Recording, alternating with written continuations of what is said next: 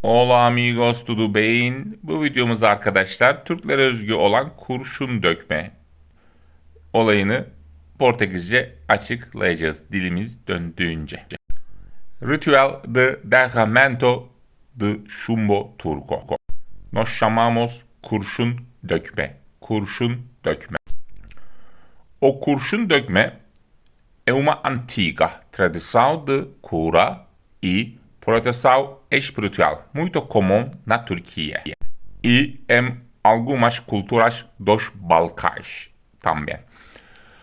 O objetivo principal é afastar o nazar, significa o mal olhado, e as energias negativas que podem estar causando azar, doença ou mal-estar. Vamos ver como eles fazem esse ritual.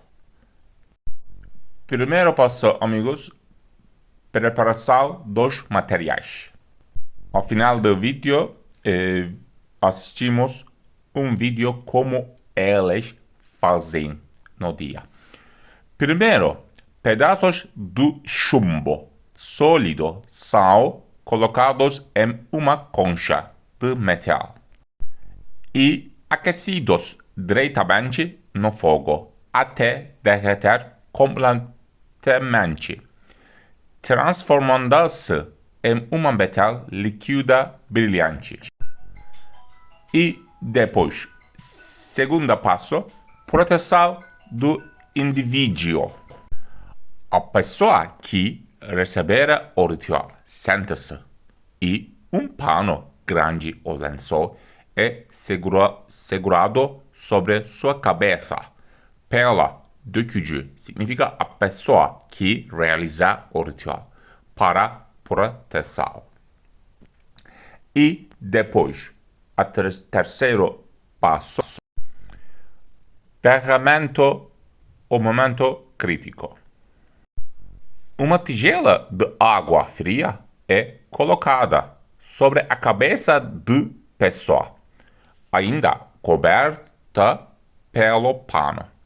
O chumbo derretido é então despejado rapidamente na água fria, solidificando e criando formas únicas com um som característico.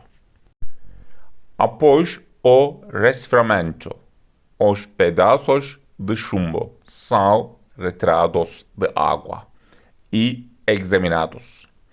A especialista interpreta as formas. Podem representar olhos invejosos ou línguas de pessoas que falam mal. Indicam que a energia negativa foi removida com sucesso. Podem simbolizar a quantidade de negatividade que foi quebrada. E fechamos este ritual com água comum.